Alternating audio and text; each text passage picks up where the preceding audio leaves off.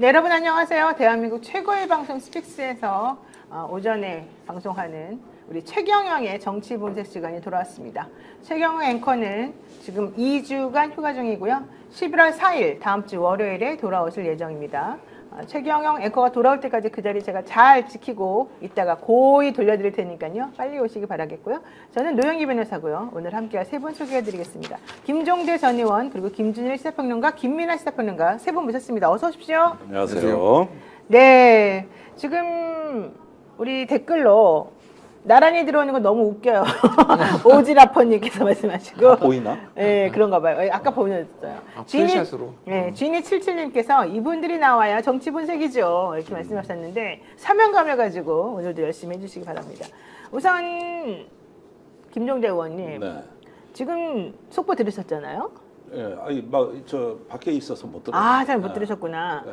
그 궁금합니다. 미래한국연구소의 예. 김태열 소장이 드디어 공익제보자 2호로서 아이고. 이 상황에 그렇구나. 직접적이고 적극적으로 참가하게 예. 되었다. 본인이 그동안에 알고 있는 많은 것들에 대해서 강혜경 혼자 외로이 싸우는 것을 보고 우리들이 사실 그동안 설득을 많이 했었거든요. 네. 근데 드디어 이제 본인이 마음을 먹고 오늘 아침에 나 결정했어요 라고 연락을 했답니다. 이게 아마도 검찰 조사 받으시고 이런저런 상황 돌아가는 걸 보니 역시 공익제보자 대열에 껴야지 된다 이런 생각도 하셨던 것 같고, 어쨌든 그 과정 중에서 저도 매우 노력을 했고 우리 정계한 대표도 상당히 노력을 많이 했거든요. 아유, 알죠. 네, 자 이거 어떻게 생각하시는지. 글쎄, 일단은 그동안 명태균 씨가 그 오만 언론에 이제 다 뿌려대면서 여론조사 공천 개입을 그토록 차단하려고 그렇죠. 했는데, 그리고 문제를 다른 지역으로 이렇게 분산하고 초점을 올리려고 했던 시도가 맞습니다. 이제는 무너지고 있다. 그러면서 점점 명태균 게이트가 문제의 핵심 본질에 이제 다가가고 있고, 네. 어떤 윤 대통령 탄생의 정당성을 흔들어대는, 말하자면 지난 대선이 과연 공정했는가까지 묻는 단계로 매우 심각하게 문제의 수준이 한 단계 높아지는 문턱에 섰다. 그런 점에서는 매우 중요한 변화라고 보고요. 애 많이 쓰셨다는 감사한 말씀도 드립니다. 사실 저는 대한민국의 커다란 흐름의 변화가 지금 감지가 되고 있는데요. 이 타임에 수많은 분들이 여기에 참여해 주신다고 용기를 내는 게 너무 다행이고, 사실은 이 두 분, 강혜경, 김태열뿐만 아니라 명태균 씨와 지근거리에서 모든 상황을 알고 있는 또 다른 분이 계세요. 그분도 지금 동참할 뜻을 거의 지금 보여주고 계시거든요. 네, 스픽스가 계속 취재해 왔고 네. 접촉했던 인물이죠. 네, 그렇죠. 네. 또 증인이 대기하고 있습니다. 그렇습니다. 그래서 그분들까지 같이 참여하게 되면 이제 진실은 정말 더 이상 그 누구도 왜곡시키고 명태균 씨처럼 자꾸 그래 그러니까 물타기처럼 그렇게 할 수는 없을 것이다. 이 말씀 제가 드리고요. 그래서 여기에 지금 이 막강 변호사 군단이 필요하기 때문에 김규현 변호사가 공익제보자 보호를 위해서 여기에 뛰어들기로 했고요. 근데 본인도 공익 제보자로 네, 지금 그렇죠. 바로 하고 있는데. 그거죠. 본인이 그 상황이니까 내가 잘 안다. 공익제보자, 공익보호자, 공익신고자의 심정은 내가 잘 안다. 이런 마음으로 본인이 적극적으로 참여하게 해달라고 사실 얘기를 했었고요. 그리고 그분이 참여하게 됐고, 민주당의 공익제보자 전담 보호 변호사님이 계시는데 그분도 같이 참여하기로 했습니다. 그러니까 요거 그 김종대 의원님 말씀하셨는데 조금 더 이제 얘기를 하자면은 강혜경 씨가 아마 녹취는 제일 많을 것 같고요. 네, 그다음에 네. 미래한국연구소 이제 전 대표였던 이 김모 씨, 지금 김태열 씨로 이름이 나왔죠? 네, 나왔습니다. 그러니까 이게 의미가 있는 게 뭐냐면은 제가 알기로는 이분은 그 김영선 의원 전 그러니까 김현철 전 의원의 오촌. 그러니까 친척, 오촌에 친척으로 알고 있어요. 그러니까 사실은 어떻게 보면은 이제 김영선 의원하고 가까운 사람이라고 봐야죠. 그렇죠. 그런데 이 상황에서 이거를 진실을 얘기하겠다라고 하는 거는 이 상황을 더 이상 지켜볼 수 없다라는 거고, 또 하나는 분위기가 지금 명태균 씨가 나는 관여한 적 없어, 이거 김태열이가 다 한 거야, 이런 식으로 이제 몰아가려고 하는 거잖아요. 네네네. 이거에 대한 조금 억울함이라든지 이런 분노 이런 것들이 같이 좀 복합적일 것 같은데 굉장히 많은 걸 알고 있을 거예요. 이미 검찰에서 상당히 많은 거를 얘기를 했고, 이미 그저께 나왔던 단독 보도를 보면은 그 차용증까지 이렇게 가짜가 지방선거 출마자들 한테 이제 돈을 이제 받았잖아요, 명태균이. 그렇게 이제 언론 보도가 나왔는데 네, 거기에 네. 대해서 가짜 차용증까지 만들어 가지고 이렇게 했다라는 정황들이 김태현 씨를 통해서 지금 얘기가 나오는 거잖아요. 그래서 굉장히 이제 좀 판이 많이 바뀔 거다. 특히 본인이 아는 것들을 좀 적극적으로 그렇죠. 얘기하면은 스픽스에서 특히 많이 얘기를 해주셨으면 좋겠어요. 네, 맞습니다. 별이 총총님께서 김진일 평론가님 반갑습니다. 이준석 의원하고 친한 걸로 아는데 이준석 의원에게도 진실을 밝히라고 얘기 좀 해주세요. 이러시는데. 저는 좀 정확하게 얘기를 하면은 이준석이 아니라 그 누구하고도 친하지 않아요. 아, 그래요? 저는 기본적으로 제 저널리즘의 약간 그러니까 기자 출신이고 원칙은 그래서 뭐냐? 원칙은 불가근 불가원이에요. 그래서 깔 때는 까고 뭐 칭찬할 때는 칭찬하고 이게 좀 원칙인데 하여간 뭐 이준석한테 진실의 이 타진요도 아니고 이신조인가요? 훅 시원하게 밝혀라. 네. 뭐 좀 그 얘기는 하고 싶네요. 예, 네, 예. 알겠습니다. 우리 김민하 평론가님 어떻게 생각하십니까? 이 상황 전체적으로. 그러니까 어제도 말씀드렸는데 착하게 살아야 됩니다. 그리고 그러니까 다 자기가 뒤집어 씌우려고 그러니까는 다 맞아요. 진실을 얘기할 수밖에 없는 거잖아요. 강경 씨도 그렇고 지금 기태현 씨도 그렇고. 그리고 제가 이제 뭐 그런 말씀 많이 드렸는데 이 명태균 씨도 사실은 이제 앞서 이제 여러 가지 이제 논점을 흐리려고 하고 여러 가지 이제 본인이 불리한 데서 벗어나기 위한 여러 정보를 얘기해가지고 우리를 혼란에 빠뜨리려고 했다 이렇게 말씀하셨지만 네. 본인 의도는 그랬을지 몰라도 사실은 듣는 사람 입장에서는 그것조차도 많은 도움이 됐다고 생각을 합니다. 그쵸. 그런 것들을 다 단서로 이제 이 생각을 해서 김건희 여사의 관계라든가 윤석열 대통령과의 관계라든가 그런 것들을 다 우리가 상상할 수 있게 해주고 추론할 수 있게 해준 거잖아요, 본인이 또. 네, 그렇습니다. 그러니까 그 숨길 수가 없는 거예요. 본인 입장에서는 여러 가지 수를 쓰려고 해도 이거는 진실이라는 거는 흔들리지 않는 것이기 때문에 숨길 수가 없는 것이고 그리고 잘 생각을 해보면 김영선 전 의원이지만 김영선 의원이 현역이던 시절에 벌어진 일에 대해서 김영선 의원이 사실은 주축이 돼서 다 뒤집어 씌우려고 하는 그런 시도들이 있었던 거 아닙니까? 네. 어젠가 나온 보도를 보면은 그 공천을 받을 때도 강혜경 씨가 뭐 축하드린다고 했는데 그 김영선 의원이 이건 축하한다고 하지 마라. 공천 마지막 될 때까지 모르는 거다. 명태균한테 들었다고도 하지 마라라고 얘기하지 않습니까? 네. 앞으로 수사가 진행되면 제가 볼 때는 김영선 의원이 어느 단계에선 김영선 전 의원이 명태균 씨한테 뒤집어 씌울 수도 있는 거예요.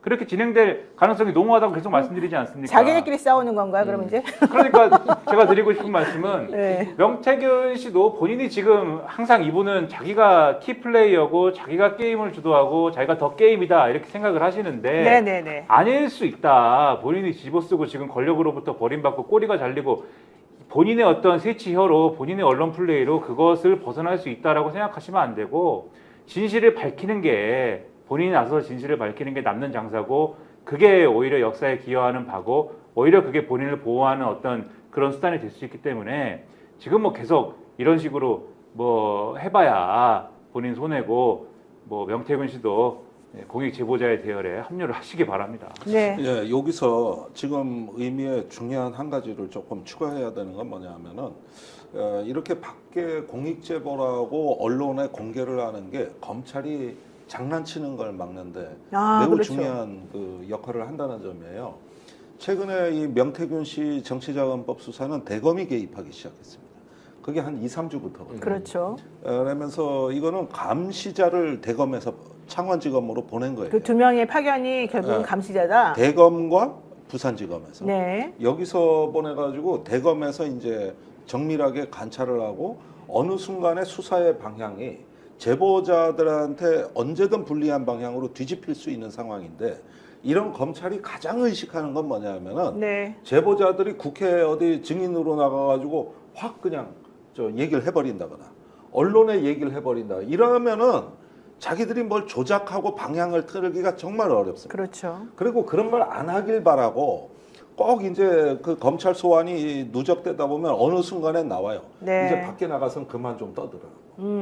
이런 압력이 들어오기 시작합니다. 네네. 이제 제보자의 약점을 추궁할 단계에는 꼭 그런 말들이 나오거든요. 네. 그런데 그 전에 미리 다 공개를 해놨기 때문에 오히려 검찰로서는 운신의 폭이 작아지는 거예요. 맞습니다. 그런 점에서 지금 검찰이 뭐 국민들 신뢰는 땅에 떨어져 있습니다만은 이 사건이 엉뚱한 방향으로 왜곡되지 않게 이게 지금이 이런 것들을 다 언론에 공개해야 되는 적기다. 네, 맞습니다. 그게 바로 생존하는 방식이라는 거. 네. 이런 증인들한테는 매우 좋은 일이라는 거. 요 점 다시 한번 강조해 드립니다. 네, 맞습니다. 자, 지금 니카님께서 공익제보자 2호로 선정된 게 아니고 신청했다는 건데 민주당에서 심사하고 통과시켜야 2호가 되는 게 아닙니까? 질문하셨는데요. 맞습니다. 공익제보자 2호로 지금 신청을 한 상태이고요. 오늘 오후 1시 반에 민주당에서 이 건에 대해서 회의를 하고 공식적으로 2호 보호자로 저희가 지금 추대할 예정이니까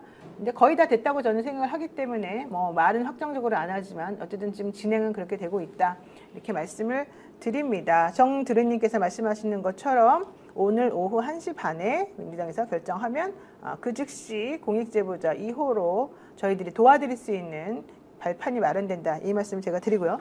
자, 본격적으로 한번 이번에 나온 얘기 한번 해보겠습니다. 어제 스픽스 역전의 용사에서 단독 보도한 내용인데요. 관련 내용 한번 먼저 들어보도록 하겠습니다. 오늘 네. 여사님 전화 왔는데 내 고마움 때문에 김영수 그렇게 하지 말라고 내가 고맙다고 자기 선물이래. 하여튼 입 조심해야 돼요. 알겠습니다. 알면 네네네. 난리 뒤집어진다. 다른 사람들 투자도 안 하나. 안 그래요? 네, 저게요. 5월 10일 이전에 8일 전인 5월 2일 날 얘기가 나온 거거든요. 그러니까 자기네끼리 지금 우리 공천 다 됐어. 김영선 의원은요. 야, 이거 떠들고 다니지 마. 이거 큰일 나. 막 이런 얘기까지 지금 하면서 명태균 씨가 입 조심해야 된다 이렇게 얘기해요. 근데 여기서 가장 중요하게 봐야 될 게 이거죠. 오늘 여사님 전화 왔는데요. 그러니까 명태균 씨는 항상 김건희 씨를 여사님 혹은 사모 이 두 개의 호칭으로 부릅니다. 여기서 말하는 여사님은 노영희 여사님이 아닙니다. 김건희 여사님이 말하는 거예요. 오늘 여사님 전화 왔는데 내 고마움 때문에 김영선 걱정하지 말라고 나보고 고맙다고 자기 선물이래. 이게 지금 강혜경 씨한테 하는 말이에요. 그러면서 하여튼 입 조심해야 돼. 딴 데서 알면 난리 난다. 이런 얘기를 했습니다. 자, 김민하 평론가님 무슨 뜻입니까 이게? 고마움 때문에 김영선 의원 공천을 해줬다라는 얘기를 하는 거지 않습니까? 무슨 고마움일까요? 그렇죠. 뭘 해줬길래?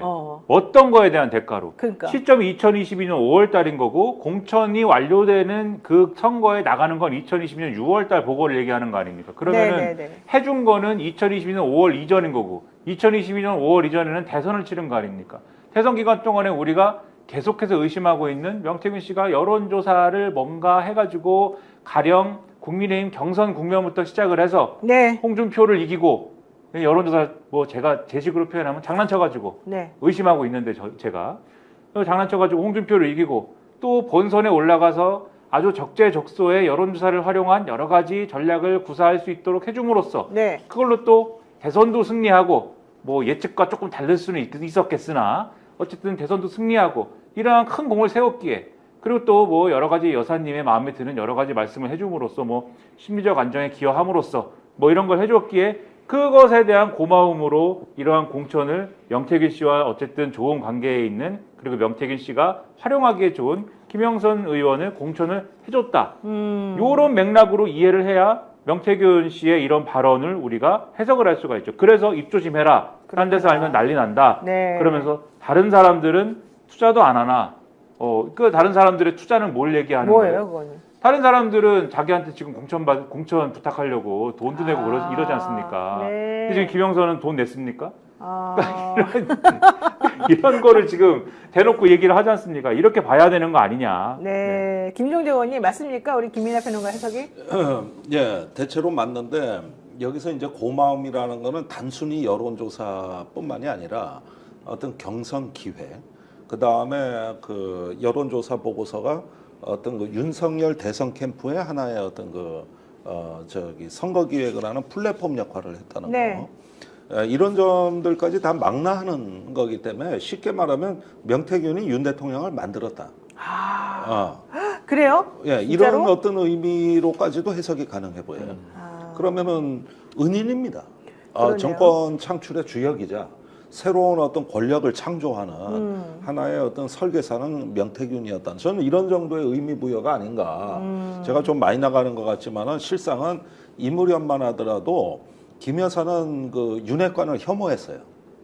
과거 검찰총장 인사청문회부터 맞아요. 시작해가지고 맞아요. 서울중앙지검장 할 때까지 거슬러 올라가면은 항상 이 사람들은 자기 오빠를 말하자면 어떤 그 음해하고 흔들어 온 세력. 김건희 여사는 특히 권성동이 싫어. 왜? 권성동 때문에 그때 상문에서 자기 엄마 네. 그 사건이 막 그 불거져가지고 막 좀 됐다 뭐 이런 얘기도 있었거든요. 아 근데 그렇죠. 그건 장제원이었어요. 아, 그 장제원이었어요. 그 장모 최은수 씨는 장제원이 터뜨렸어요. 장제원, 권성동, 윤한홍 네. 이런 사람들이 정말 싫어해요. 예. 자기 가족을 망치고 있다 이렇게 생각했던 것 같아요. 그렇죠. 그런데 어느 날 보니까 윤핵관들이 그 윤석열 대통령을 납치해 간 거예요. 그렇죠. 그러니까 그 윤석열 대통령이 2021년 7월 말에 국민의힘에 입당했는데 그 전부터 접근해 왔거든. 그렇지. 그래가지고 아크라비스타까지 아크로비스타까지 찾아. 아크라비스타. 아고라 광장이 아니고 네. 거기까지 찾아와가지고 있는데 그런데 김건희 여사는 이런 것 자체가 못마땅했다. 그렇죠. 그래가지고 이제 명태균, 이준석, 김종인 이런 사람들하고 같이 가고 싶어 했단 말이에요. 맞습니다. 그런데 선거는 오히려 윤핵관보다는 사실은 이쪽 공이 더 크다고 보는 거죠. 이런 어떤 그 명태균 주변이 오히려 더 선거의 기여도도 크고 그렇기 때문에 이 정권을 누가 만들었느냐 하는 부분에 대한 인식이 좀 아무래도 명태균 쪽으로 쏠려 있었던 게 아닌가 그렇군요. 하는 생각이 들어요. 김진일 평론가님 네. 여기서 이 명태균 씨가 하는 말이 있습니다. 하여튼 입 조심해야 돼. 그 취지 한번 좀 보여주세요. 딴 데서 알면 난리 난다. 알면 난리 난다. 다른 사람들은 투자도 안 하나? 안 그래요? 이렇게 말해요. 여기서 말하는 다른 사람들은 투자도 안 하나? 이건 무슨 말이에요? 그러니까 뭐 자기한테 왜 투자 안 하냐 이건가?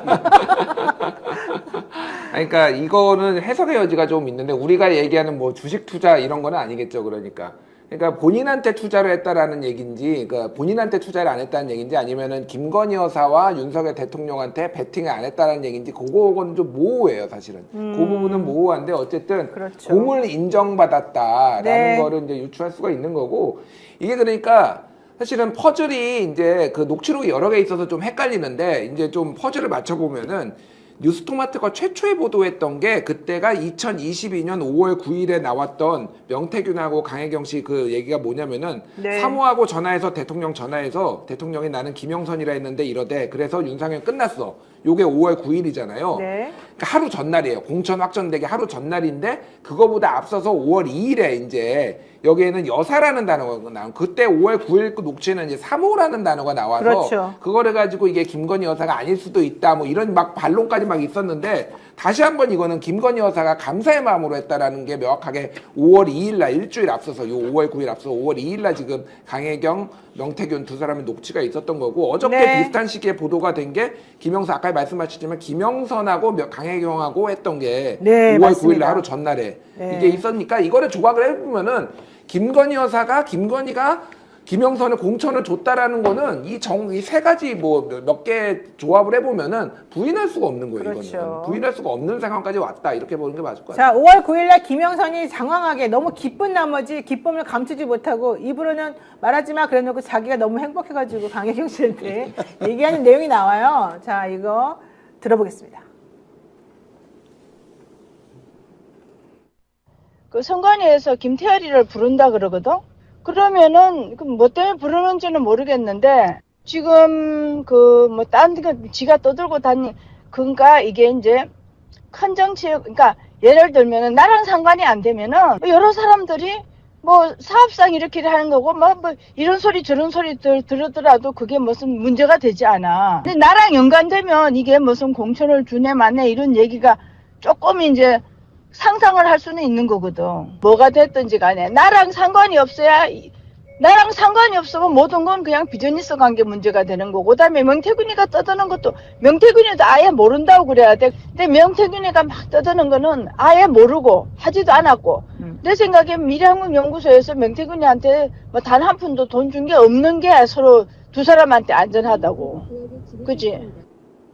저거는 원래 김영선 씨가 5월 9일날 막 너무 기뻐가지고 얘기하는 부분이 있어요. 명태균 떠들지 말라 그래. 이거는 언제든지 뒤집어질 수 있는 거니까 우리도 조심하자. 이런 내용의 녹취가 있는데 이건 지금 준비가 안 됐고 그건 제 머릿속에 들어있는 거라 막 제가 나왔는데 제가 그냥 간단하게 네. 읽어드릴게요. 이제 강혜경하고 김영선하고 그 둘이서 통화한 거고 5월 9일이니까 하루 전날이에요. 네네네. 그리고 그 3호가 윤상현이 끝나서 그거 이제 명태균이 네. 한 날인데 강혜경 씨가 대표님 축하드립니다라고 하니까 김영선이 아니 무슨 축하 그런 소리 하지 마 아직 모른다고 해야 돼라고 그치. 이제 얘기를 이제 한 거죠. 그런 다음에 가능한 주변 사람한테 알리지 마라. 공천이라는 게 방망이 치기 1, 2분 전에도 쪽지가 들어와서 뒤집히는 수가 있다. 지금 전화 오는 사람들은 나 첩자라고 생각해라. 그리고 명사장이 그냥 못 참아서 난리지. 그러니까 하도 명태균이 입을 떠벌리는 거니까 명사장도 얘기 안 하는 게 나보고 입도 뻥끗하지 말라고 그러면서 또 얘기했구나. 다들 걱정을 덜 하니까 뭐 이렇게 얘기를 했다라는 거니까 맞습니다. 명태균의 입을 김영선도 입이 싼 거를 걱정하는구나. 걱정하는 네, 그렇게 걱정했고 김영선 의원은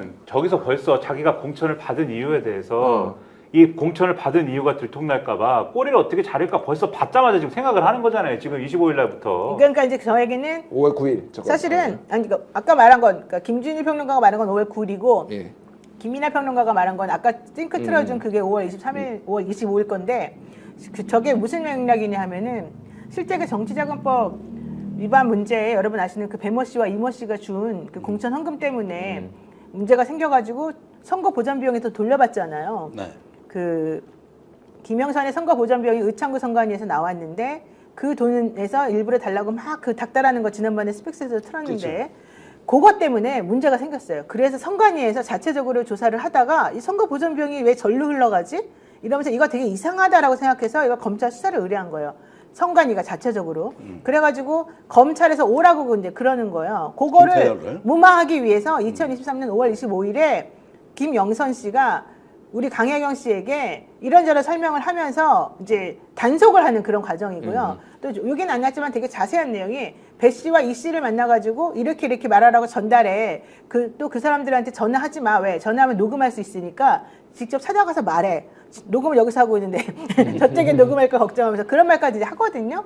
좀 전에 나왔던 5월 25일의 그 통화는 이제 바로 그런 내용에 대한 얘기예요. 거기에 조금 제가 뭐 붙이면. 네. 덧붙이면은, 그러니까 김영선 의원 이 얘기하는 거란 말이에요.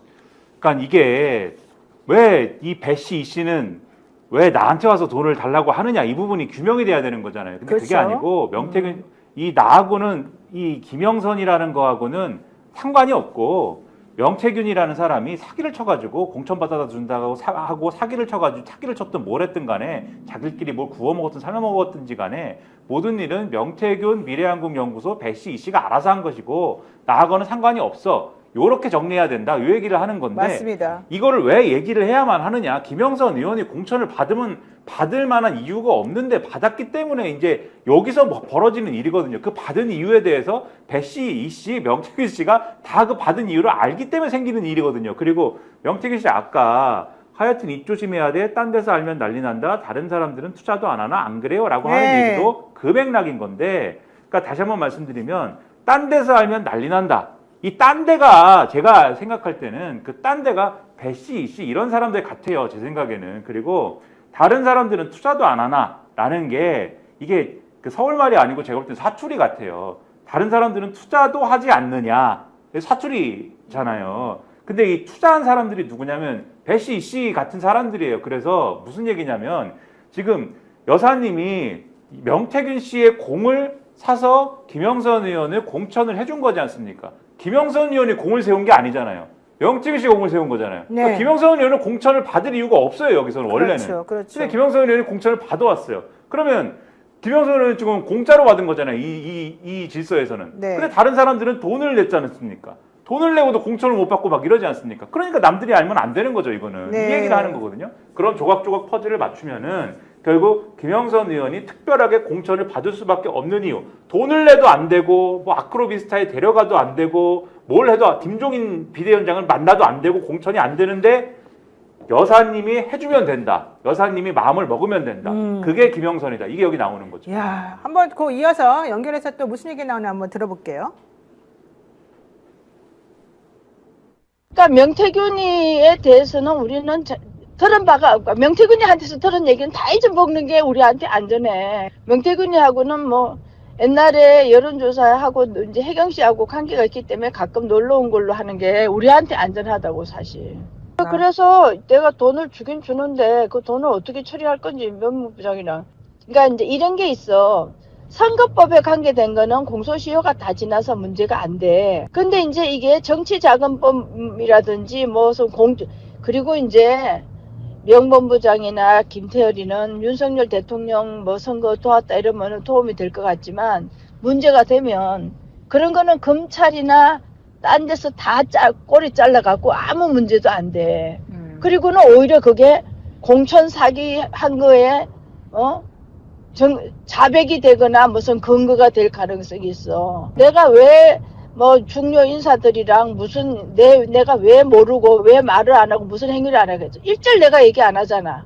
얘기하는 게 나한테도 도움 안 되고 그걸 듣는 사람들한테도 도움이 안 되니까 내가 일절 얘기를 안 하는 거야. 야, 저 무슨 뜻입니까? 설명 좀 해주세요.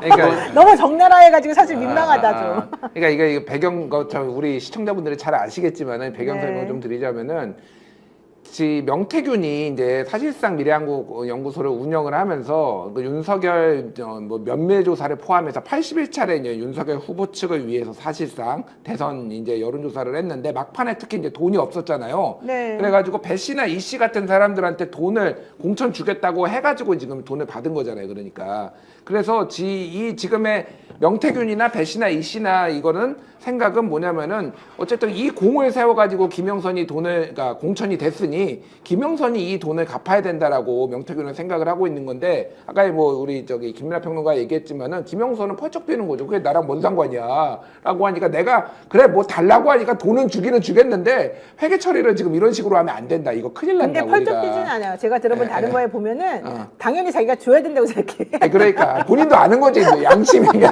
이만큼 있는 거지. 그러니까 이게 요 발언의 전반부가 이제 네, 전반부가 고려이고 있어요. 전반부가 전반부 후반부가 방법을 있어요. 내가 명태균하고 한번 찾아보긴 네, 해야 되는데 네. 그게 마땅치가 않아. 이제 네. 그 얘기를 하는 거고 그 맞아요. 얘기를 하면서 강혜경 씨한테 이게 뭔가 이제 뉘앙스를 주는 것 같고 전반부가 후반부는 이게 무슨 얘기냐면 이게 그러면은 어쨌든 공천을 받은 맥락이 사실은 이 맥락을 다 까면은 예를 들면 검찰에 가서 다 불면은 윤석열 대통령하고 김건희 여사도 위험할 수 있는 얘기인데 그 맥락을 불어갖고 딜을 하는 방법이 있는 거잖아요. 사실 우리가 네. 그냥 흔히 생각하면. 근데 내가 그 방법을 왜 택하지 않느냐? 가가지고 내가 윤석열, 김건희한테 예를 들면 명태균을 활용해가지고 선거에 예를 들면 이렇게 좀 이득을 주고 내가 공천 받은 건데 니들이 이거 할 거야? 이 수사할 거야? 이렇게 가면 윤석열, 김건희로 가는 수사는 다 잘리고 그거는 잘리고 내가 그 공천 사기 이런 거 이 윤석열, 김건희 선거 활용해갖고 공천 사기 받은 거다 이 부분만 걸려가지고 네. 나만 뒤집어 쓰고 나만 감옥 간다 이제 이 얘기를 하면서 그래서 내가 윤석열, 김건희 딜하는 이런 얘기 그래서 내가 안 하는 거다. 그거는 어차피 그거는 갈 수 있는 길이 아니다. 이 얘기를 하면서 그래서 결국 사는 길은 결국 우리 선에서 이 돈을 갖다가 처리하는 방법밖에 없다. 지금 이 얘기를 하는 겁니다. 뒷부분은. 진짜 그렇게 돼가고 있어 지금.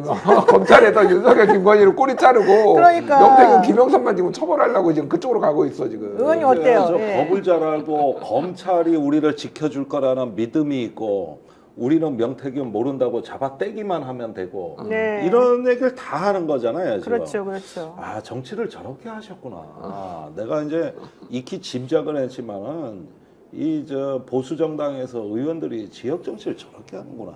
이런 데서 참 아주 뭐 저는 격세지감이다 이런 말씀을 드릴 격세지감 수밖에 옛날에 안 없고. 그랬어요? 아니 하긴 뭐 옛날에는 더 했겠죠. 더 했을 것 같은데. 예. 예. 그랬는데 저 기도가 저는 일단은 저 김영선 의원은 딜레마가 있는 것 같아요. 명태균 씨 얘기는 계속 다 들어줘야 되고 맞아요. 달라는 바로 대로 그거예요. 돈 다 줘야 되고 자기가 저지르면서 막 그냥 이렇게 곳곳에다가 흔적을 다 남기면서 이것이 또 아니라고 주장해야 된다는 이 얘기를 하고 있는 맞아요. 거거든요. 명태균 씨한테 이건 딜레마야. 완전 의뢰 자세에서 어. 의도 아니야. 가불병정 무의 자세에서 네. 그 사람을 다 마음을 좀 맞춰줘야 되고 달래줘야 되고 이게 기본이에요. 저분은. 그러니까 아니 그러니까 지나가다가 깡패한테 연락 얻어 터지고 이거 내가 넘어진 거야 여기 깡패들을 다 지금 째려보고 있는데 이거 그런 네. 말 하는 격이란 말이야. 맞습니다. 그리고 우리 아버지 뭐 하고 학교 선생님이 내 편이고 뭐 이런 식의 얘기를 하는 거야.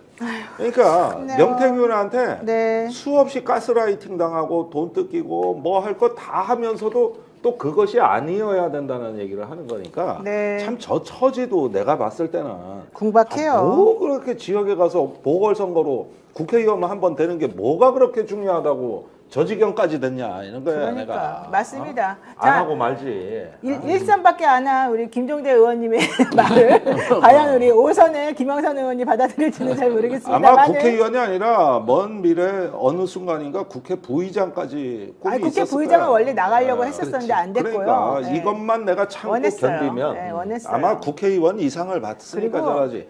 그거 하나 보고 저런단 말이야. 자기네끼리는 육선, 김영선 육선 만들어야 돼. 이게 또 그들의 프로젝트였어요. 저 팀에 그 당시에 있었던 프로젝트가 2개가 있었는데 하나는 김영선 육선 만들기, 아. 또 하나는 다른 누군가 이렇게 뭐 어떻게 만들기 이제 이거였었거든요. 아. 자, 그 얘기는 조금 이따가 광고 보고 나서 한번 다시 또 하겠습니다. 아니 왜 아직도 3년간 같은 통신사 인터넷 계속 쓰고 계세요? 인터넷 가입 시 48만원 무슨 경동시 추가혜택이 주어집니다. 인터넷 비교원 통해 인터넷 가입하고 시민에게 홍보해주세요. 지금 몽고에 인터넷 비교원 검색 후 3초만에 경동 행복 비교해보세요. 이거를 또 가해경하고 다 네. 우리가 막 떠드는 사이에. 자, 인터넷 가입 혜택을 비교하느라 시간 낭비하고 계시는 분들에게 3년마다 가입만 해도 현금 사은품을 주는 인터넷 비교원을 소개합니다. 인터넷과 휴대폰 그리고 가전제품 렌탈을 비교원을 통해서 가입하시면 최대 48만원, 알뜰폰 또는 휴대폰을 통신사만 변경해도 최대 30만원, 정수기 렌탈 시 최대 30만원, 총 최대 108만원의 현금 혜택을 받으실 수 있습니다. 현금 사은품 혜택을 원치 않을 경우 삼성 55인치 TV를 선택이 가능하고 인터넷 신규 가입 후에 소개한 친구가 가입할 경우에 신세계 상품권 4만 원을 무제한으로 드리는 이벤트가 진행 중입니다. 그리고 가입 시 스픽스 유튜브 보고 왔다고 말씀해 주시면요. 고함량 비타민 B가 들어있는 웰세이브의 비타민 B 제품을 드리는 이벤트도 같이 진행 중입니다. 지금 바로 1670-2571로 연락 주시거나 네이버에서 인터넷 비교원을 검색해 주세요. 자, 우리 이제 지금 갈 길이 멀기 때문에 계속해서 얘기 이어나가겠습니다. 이 이외에 자, 단독으로 또 나온 얘기가 있습니다. 명태균 씨가 신용불량이라고 하는 것은 뭐 저도 말씀드렸고 많은 분들이 얘기를 했지 않습니까? 그러다 보니까 자기 현금 쓰지 않으면 자기가 자기 명의로 된 카드를 쓸 수가 없어요.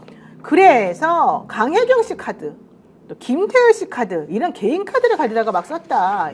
이런 얘기가 나왔습니다.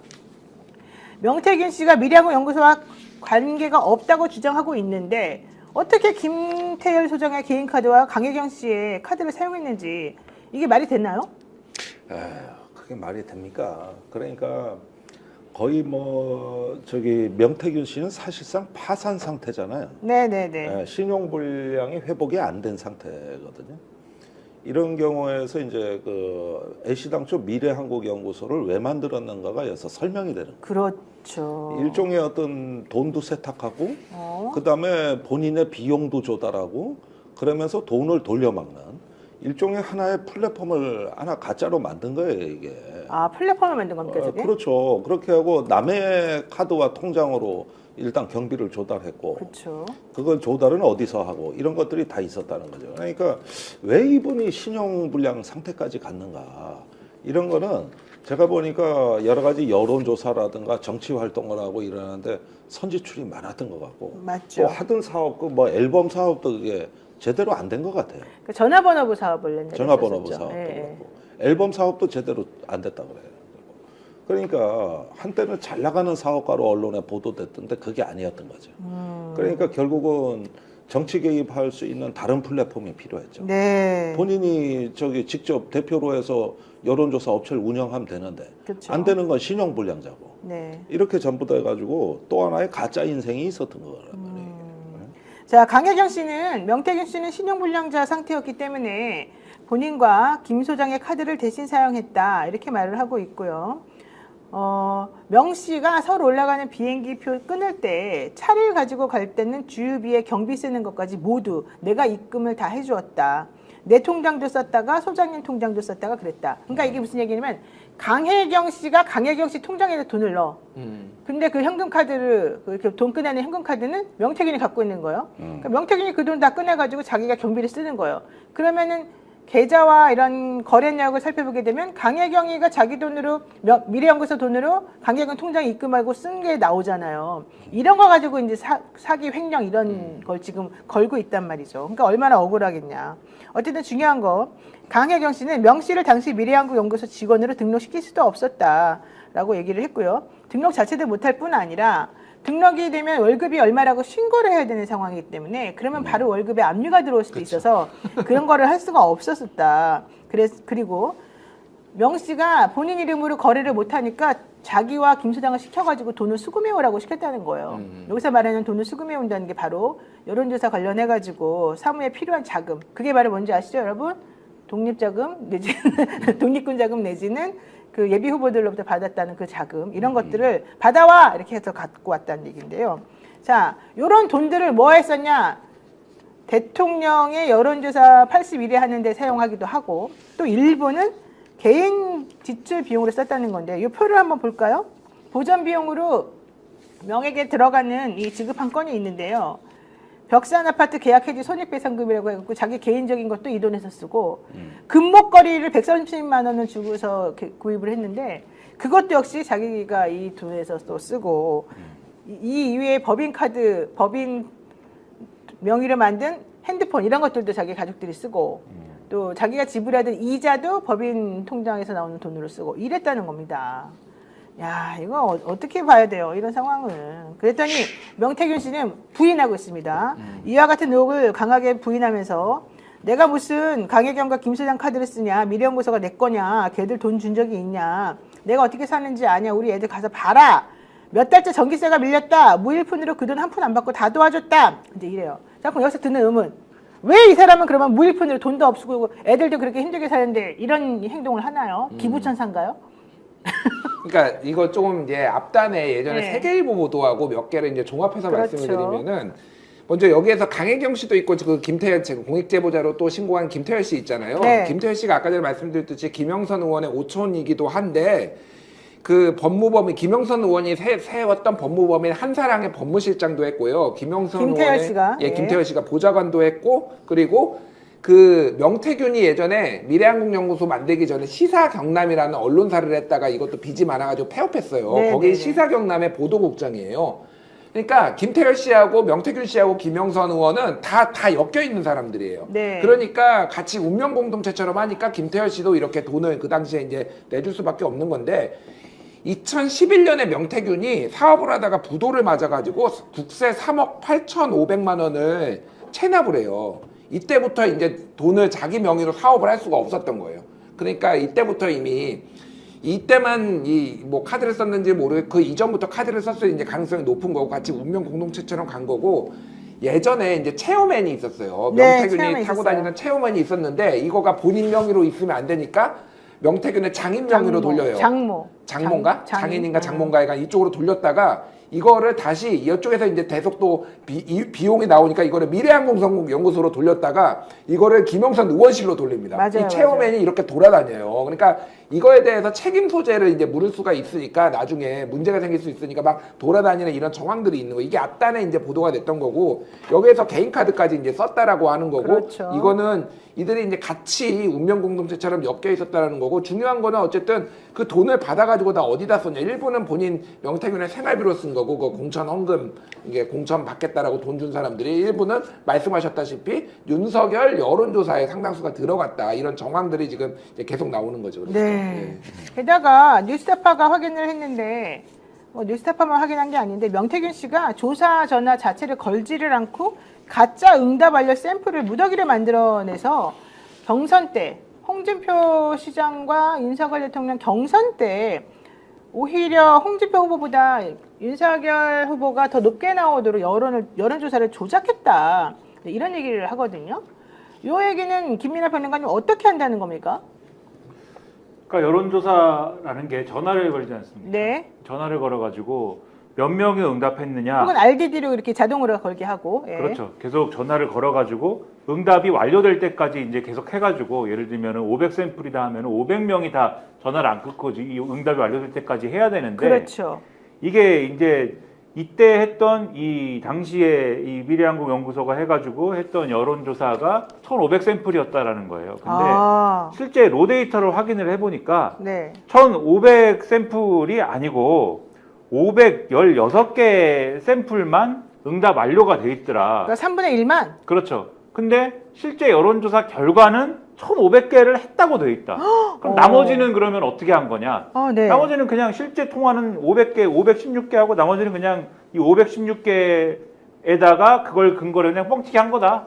네, 그렇게 되는 거거든요. 그럼 이게 여론조사 샘플에 손을 대가지고 로데이터에 손을 대가지고 사실상 조작을 한 건데 네. 그 결과로 그러면 그 결과가 어떻게 됐느냐가 있을 거 아닙니까? 그렇죠. 조작 전에는 사실 조작을 한 거니까 조작 전에는 당시에 경선 구도였는데 윤석열 후보, 홍준표 후보가 이 누가 국민의힘 후보가 되느냐 이거를 경선 중이었잖아요. 네. 윤석열 후보가 조작 전에 이제 31%, 홍준표 후보가 30.4% 그래서 0.6%포인트 차이가 났는데 조작을 하고 나니까 윤석열 후보가 33%, 홍준표 후보가 29.1%, 야. 3.9%포인트가 차이가 나더라. 그래서 차이가 확 늘어났다. 그래서 이런 여론조사가 결과가 나와가지고 경합구도가 완전히 윤석열 우세로 바뀐 결과가 도출이 됐다 이겁니다. 이게 2021년 9월 29일 여론조사 결과인데요. 실질적으로 원래 로데이터는 달라 그러면 안 되거든요. 근데 명태균 씨가 안심번호로 이렇게 당원 명부했던 그 전화할 때의 로데이터를 달라 그래요. 강혜경 씨한테. 그걸 받아가지고 로데이터를 조작하는 거예요, 이 사람은. 그래가지고 또 여론조사를 또 조작하는 거예요. 이런 식으로 한두 번 한 게 이제 아닌 것으로 지금 보여지는데 그렇다면 사실 화가 나야 될 사람은 홍준표 시장 아닐까요? 홍준표 시장은 뭣도 모르고 당한 거잖아. 자기가 대통령 될 수 있었잖아. 경선에서 이길 수 있었잖아. 근데 왜 요즘은 오히려 한동훈만 계속 까고 있는 거죠? 자기를 망친 윤석열 대통령한테 찍소리도 못하고? 아니 그게 제일 어이없는 이상하지 대목인데. 않습니까? 예. 저라면은 오히려 윤석열 대통령이 어떤 당원 여론을 조작해가지고. 그러니까 자기가 경선에서 이길 수 있었는데. 그리고 이때가 윤석열 대통령이 그 국민의힘에 입당하고 2달이 안 된 시점이에요. 맞아요. 그러니까 이때 윤석열 대세론 컨벤션 효과, 이 네. 입당 효과를 최대한 끌어올려야 대선 경선에 유리해지는 거라고. 그렇죠. 거기에다가 대선으로 갈수록 사실은 윤석열 후보는 지지도가 떨어진 사람입니다. 맞아요. 특히 보수에서도 그 지지를 철회할 조짐도 보이고 있었거든요. 그러니까 저런 여론조사의 의미라는 건 뭐냐면은 일단은 윤석열의 대안 부재론을 네. 빨리 만들고 싶었고, 그래서 뭐 윤석열 뭐 외부에서 왔고 과거에 우리한테 아픔 줬지만 그래도 이 사람밖에 없다, 이 얘기를 하고 싶었던 거지, 당원들한테. 그래가지고 보니까 그냥은 안 되겠고 이렇게 앞서가는 여론조사로 이렇게 비주얼하게 딱딱 뭘 내놔야 이게 좀 먹혀든단 말이에요. 그래가지고 이거는 뭐 제가 보기에는 악의적인 목적을 가지고 조작을 한 거라고 봐야 됩니다. 그러니까. 특히 홍준표 후보한테는 악의성이 있는 거예요. 네. 그렇게 당해놓고도 지금 홍준표 시장은 맨날 대통령 찾아가 밥 먹고 맨날 당하면서. 부부 동반으로. 그리고 밥 먹으면 좀 나아지고, 밥 먹으면 나아지고. 제가 볼 때는 이렇게 돼버려야 돼. 이건 두 또 가지- 무슨 운명의 장난. 밥을 좋아하나 봐. 그러니까 두 가지 생각이 있지 않을까 싶은데, 그러니까 말씀하신 대로 보통 이 홍준표 시장이 피해자 아닙니까? 피해자면은 법적 대응을 해야죠. 이런 경우에 내가 그쵸, 피해를 그쵸. 받는데, 당연히 그래야죠. 그쵸? 근데 이제 그렇게 하지 않는 거에는 두 가지 이유가 있지 않을까 싶은데, 첫째는 이제 뭐 지나간 일에 대해서 해봐야 뭐 하느냐 뭐 이것도 있겠지만 대승적으로 대범하게. 그 이제 와서 해봐야 뭐 대통령이 홍준표로 바뀌겠습니까? 뭐 어머, 그렇지도 않을 어머. 것이거니와, 그리고 미래를 향해 가야죠. 홍준표는. 야, 멋지다. 네, 미래를 향해 간다는 것은 차기를 어차피 노리는 입장에서, 네. 차기를 노리는 입장에서 이 차기를 노리는 방법에는 이제 두 갈래 길이 있을 텐데, 하나는 완전히 이제 반윤의 선봉에 서 가지고 그렇게 반윤 후보로서 이제 보수 정권의 어떤 재창출을 노리느냐, 아니면은 반윤 후보가 아니라 이제 일종의 친윤 후보로서 재창출을 노리느냐의 두 가지 길이 있는데, 이미 친윤 후보로 노리고 있는 거잖아요. 네. 반윤 후보는 저쪽에 한동훈이 이미 있는 것이고, 한동훈 플러스 등등 뭐 이렇게 있는 것이고, 일단 친윤 후보 노선을 잡은 상황에서는 그냥 이 상황에서는 일단 포지션을 유지하면서 이거에 대해서도 뭔가 이제 불평을 쓰긴 했거든요. 페이스북에다가. 네. 내가 그 당시에도 명태균이가 이렇게 뭐 장난치는 건 알았지만은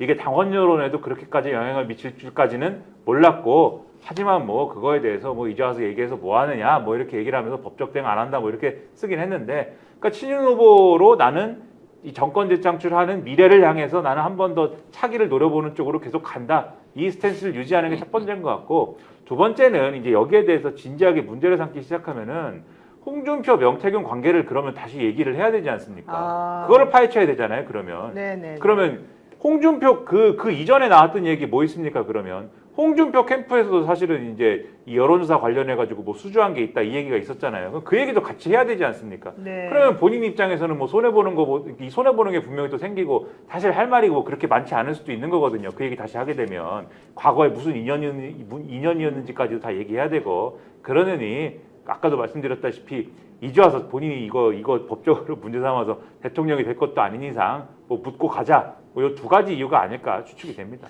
그 짧게 하면은 네네네. 요 요약하면은 강약 약강, 비굴하다 홍준표 이 정도. 아니, 이미지는 안 그런데 왜 그러지? 네, 그러니까 센 얘기하는데 보십시오. 10월 16일에 페이스북 짧게 읽을게요. 네네, 읽어주세요. 네. 윤 후보는 정치신이라 정치판의 생리를 모르는 관계로 윤 후보 캠프에는 정치 브로커들이 끓고 있었고, 명 씨도 그 중에 한 명이었다. 지난번에 말한 거네. 예, 네. 그래서 국민들과 당원들도 이러한 윤 후보의 입장을 이해해 주셨으면 합니다. 이렇게 얘기를 하고, 입장이 원래 우리가 그래요. 원래 그래요라는 거고, 5일 전에 쓴 거는 뭐냐면은 그 밥 먹은 거, 대통령 밥 먹은 거. TK 100년 현안들을 해결하는데 우리는 정부의 지원이 절실하고 이렇게 본인이 잘 써놨어요. 그러니까 정부의 지원. 돈 끌어와야 된다 대구에. 그러니까 이분은 어떻게 보면은 비굴한데 솔직해. 굉장히 솔직해. 난 돈 끌어와야 돼. 야. 그러니까 한동훈만 까는 거야. 그러니까. 웬일이야. 아니 뭐 한동훈 깔 수 있는데 이 정도면 사실은 윤석열 대통령에 대해서 문제 제기해야 되는 아니 거 이렇게 아니야? 현실적인 가슴 아픈 슬픈 사연이 있었군요. 홍준표 시장은 저렇게 하면 대통령 못 돼요. 그러니까 어떡하지? 뭐예요 이게 예, 지금? 이게 아이고 참. 좋은 게 좋다고 다 넘어가고 실실 웃고 다니는 그 덜 떨어진 사람들을 누가 국민이 대통령으로 뽑겠어요? 아니 그러면서 힘 왜 있는 본인 사람한테는 이미지도 뭐라고도 아니지. 못해. 힘 예. 없는 사람한테만 뭐라 그래. 그래서 저런 어떤 행태 같은 경우는 왜 정치를 하고 자기 철학과 원칙이 뭔지 이런 부분이 사라지는 거기 때문에 저런 비굴한 행태는 시골에서 뭐 단체장이나 하시든가 아니면은 저 대구는 시골은 아닙니다. 시골은 아니지만 뭐 이렇게 광역시입니다. 하면서 광역시. 이제 저 뭐 이렇게 떡고물 떨어지는 거 이런 정도 만족하는, 말하자면은 당 모이 줄 때 휙 뿌리면 모여서 그냥 정신없이 먹잖아요. 그러니까 정권에서 모이 뿌려주는데 그냥 네. 먹고 말겠다는 건데 이래가지고는 이게 대통령 반열에 못 들어요. 강님이 정신 이상자들인 것 같아요. 이호영님, 저런 사람들이 나란 일 한다고 거들먹거리다니요. 정말 속상합니다. 많은 분들이 같은 의견 주셨는데요. 오늘 얘기를 하다 보면 정말 한도 끝도 없고, 오늘 사실 우리가 준비한 거 3분의 1도 못했어요. 뉴스가 왜 이래 많이 하도 써? 얘기할 게 많아서. 아니, 스픽스 대단해. 정말 미치겠어요. 힘들어요 아주. 자, 여러분 오늘 정치본색 여기서 좀 정리해야 될 것 같고요. 계속해서 끊임없이 우리들 또 응원해 주시면은 여러분들 너무너무 감사한 마음으로 대한민국 스픽스, 또 대한민국 정치 모두 잘 발전할 수 있을 것 같습니다. 오늘 정치본색 김종대 전 의원, 김준일 평론가, 김민하 평론가 두 분과 함께했고요. 지금까지 저는 노영이었습니다. 고맙습니다. 감사합니다. 스픽스는 말하는 언론입니다. 대세는 유튜브, 그중에서 스픽스. 좋아요, 댓글, 구독, 알림 설정. 여러분이 저희를 사랑해 주시고 우리가 여러분을 사랑하는 4가지 방법입니다.